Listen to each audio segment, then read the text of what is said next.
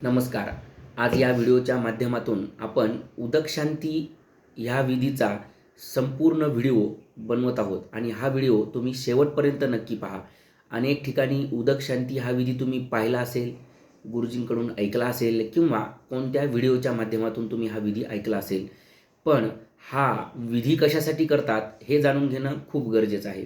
म्हणून मी तुमच्यासाठी आणि त्या प्रत्येकासाठी हा व्हिडिओ बनवत आहे. हा व्हिडिओ शेवटपर्यंत नक्की पहा. उदक शांती, उदक म्हणजे पाणी आणि त्या पाण्याला प्रत्येक मंत्राद्वारे सिद्ध केलं जातं. आपल्या भाषेमध्ये सांगायचं म्हणजे ते पाणी अभिमंत्रित केलं जातं आणि ते पाणी पूर्ण घरामध्ये, पूर्ण आपल्या जागेमध्ये, भूमीवरती शिंपडून ती जागा, ती भूमी पवित्र केली जाते आणि प्रत्येकाला, घरातल्या प्रत्येकच व्यक्तीला हे पाणी तीर्थ म्हणून सुद्धा दिलं जातं. हे जे पाणी आहे, हे पाणी गुरुजी जे त्या ठिकाणी मंत्र म्हणतात त्या मंत्राद्वारे सिद्ध करण्यात येतं. आता त्याचा विधी कसा आहे थोडक्यात आपण पाहणार आहोत. सर्वात प्रथम हा विधी केव्हा करावा, का करावा, कशासाठी करावा हे जाणून घेणं सुद्धा गरजेचं आहे. वास्तुशांती सगळेच जण करतात, पण वास्तुशांतीच्या आधी किंवा नंतर हा उदक शांती नावाचा प्रयोग अवश्य केला पाहिजे. ही पूजा सगळ्यांनीच अवश्य केली पाहिजे.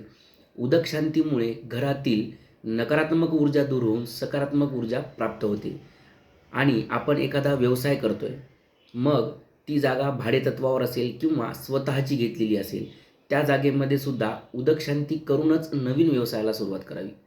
त्यानंतर एखाद्या व्यक्तीचे निधन झाले, निधनानंतर घरशुद्धीसाठी सुद्धा ही पूजा अतिशय मानली जाते.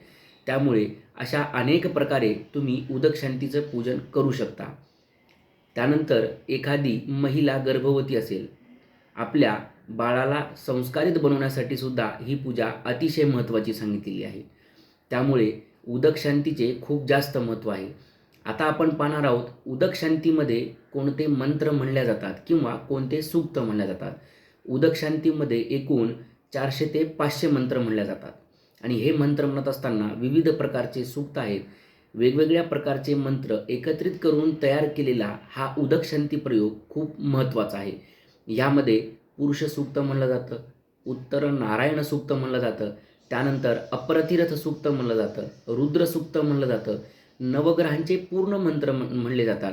नवग्रह 9 नसून 44 ग्रहांचे 44 मंत्र म्हणले जातात आणि हे सगळे मंत्र म्हणून त्या कलशातलं ते पाणी अभिमंत्रित केलं जातं आणि हे अभिमंत्रित केलेलं पाणी प्रत्येकाला तीर्थ म्हणून सुद्धा देण्यात येतं.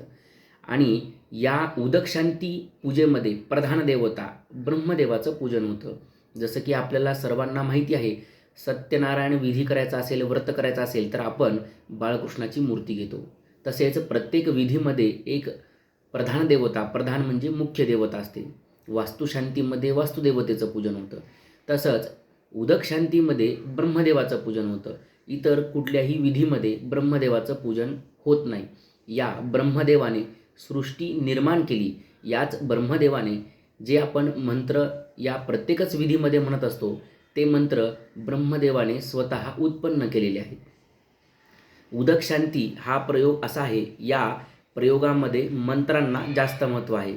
इतरत्र विधी जास्त नसतात, पण मंत्र जास्त म्हणले जातात आणि हे मंत्र म्हणूनच ते त्या कलशातलं पाणी सिद्ध केलं जातं. म्हणून या उदक शांतीमध्ये ब्रह्मदेवाचं पूजन केलं जातं. ही माहिती कशी वाटली नक्की आम्हाला सांगा, कमेंट करून सांगा. एखाद्या पूजेचं महत्त्व आपल्याला विचारायचं असेल किंवा माहिती विचारायची असेल तर आमचा नंबर दिलेला आहे. व्हॉट्सअपला मेसेज करून तुम्ही संपूर्ण माहिती ही निःशुल्क घेऊ शकता. धन्यवाद.